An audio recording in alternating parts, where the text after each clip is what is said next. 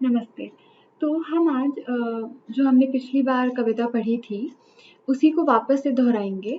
यानी कि जो कविता थी how to tell wild animals, उसको हम वापस से पढ़ेंगे, वापस से दोहराएँगे और अच्छे से समझेंगे उसे।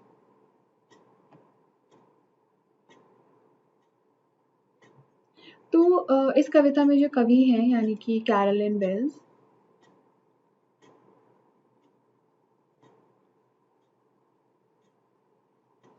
वो बताती हैं कि कैसे जंगल में विभिन्न प्रकार के जानवर होते हैं और उनका वर्णन करती हैं, यानी कि उन्हें डिस्क्राइब करती हैं।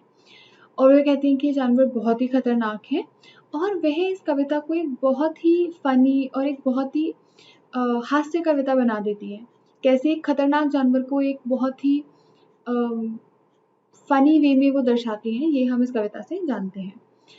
तो सबसे पहले तो हमें एशियाई लायन यानी कि एशियाई शेर यानी कि एशियन लायन के बारे में बताती हैं। वह कहती हैं कि अगर आपको कोई जानवर दिखे जो कि सांवले या पीले और भूरे रंग का है और बहुत ज़ोर से दहाड़ता है कि कोई इंसान उसकी दहाड़ सुन के मर जाए, तो वह एशियाई लायन है यानी कि एशियाई शेर है। फिर वो कहती हैं कि अगर आपको एक शाही जानवर दिखे, जो एक आदमी पर हमला करके उसे मार देता है फटाफट, तो वह बंगाल टाइगर है। बंगाल टाइगर।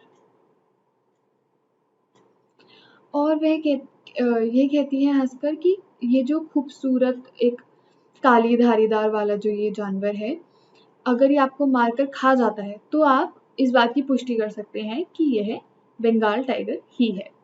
तो आप देख सकते हैं कैसे वो अपनी कविताओं में हास्य का पात्र लेके आती हैं। फिर वे कहती हैं कि अगर आप काले धब्बे वाले एक जानवर से मिलते हैं, त्वचा पे काले धब्बे हैं, तो आप समझ जाइए और वह तुरंत आप पर कूद जाता है, तो इसका मतलब यही है कि आप एक तेंदुए से मिले हैं, यानी कि लेपर्ड। और वह कहती हैं कि आप चाहे फिर कितना ही दर्द में चिल्ला लें या आप कुछ भी कर लें, इससे कुछ फ़ायदा होगा नहीं क्योंकि फिर वो जो तेंदुआ है, वो आप पर सिर्फ़ हमला ही करता चला जाएगा। फिर वह कहती हैं कि अगर एक भालू आपको कस कर गले लगा ले, तो आप पहचान जाइए कि वह आप पर हमला करने की कोशिश करे क्योंकि भालू जो है, वह अपने जो शिकार है उसको गले लगाकर और उसको मार डालते हैं। तो वह कहती हैं कि आप इस बात से पहचान सकते हैं जब भालू आपको गले लगाता है। फिर वे पूछती हैं कि जो लोग पढ़ रहे हैं फिर उनसे एक प्रश्न पूछती हैं कि क्या एक शिकार क्या एक जानवर जो दूसरे जानवर का शिकार करता है अपने भोजन के लिए, क्या आप उसे पहचानना जानते हैं? क्योंकि वो कहती हैं कि एक इंसान जो नया है इस सब चीज़ों में, जैसे जानवरों की इतनी जिसे जानवरों के बारे में इतना ज्ञान नहीं है, तो वह नहीं बता सकता कि वह जानवरों को नहीं पहचान सकता जो एक दूसरे को का ही भोजन बन जाते हैं। तब वहाँ पे वह एक लक्कड़बग्घे की तुलना करती हैं अ, एक मगरमच्छ से और वो कहती हैं कि जो लकड़बग्घा होता है, यानी कि जो हाइना होता है, वह हमेशा मुस्कुराता रहता है और जो मगरमच्छ होता है, वो आँसू गिराता है, यानी कि वो रोता है जब वह अपने शिकार को खा रहा होता है।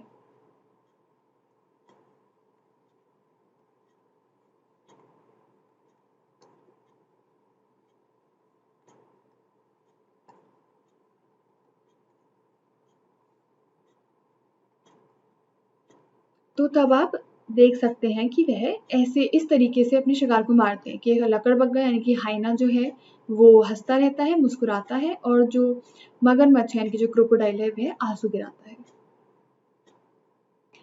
और अंत में वह गिरगिट के बारे में बात करती हैं। वह गिरगिट को एक छिपकली अ, से तुलना करती हैं। कहती हैं कि वो छिपकली की तरह ही एक प्राणी है, पर उनके ना तो कान होते हैं, ना ही उनके पंख होते हैं।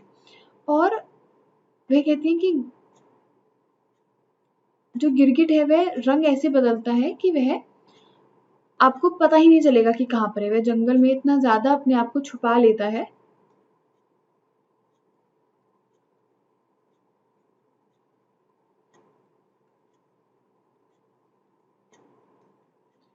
कि आप समझ ही नहीं पाएंगे कि वह कहाँ पर है। उसका रंग बदलना ही उसका सबसे बड़ा हथियार है। तो अब जो गिरगिट है उसका, जैसे कि मैंने कहा, यही उसका एक गुण है कि वह रंग बदलना जानता है। इसीलिए जो कवि है, यानी कि वह कहती है कि अगर आप कोई पेड़ देख रहे हैं या कोई कोई घास या कुछ भी ऐसा देख रहे हैं, तो हो सकता है कि उस पर एक गिरगिट बैठा हो जो कि आपको नहीं दिख रहा है।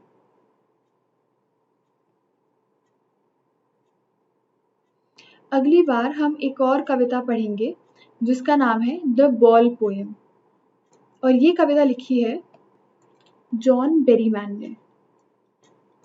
John Berryman. तो अगली बार हम इस कविता के बारे में पढ़ेंगे। धन्यवाद।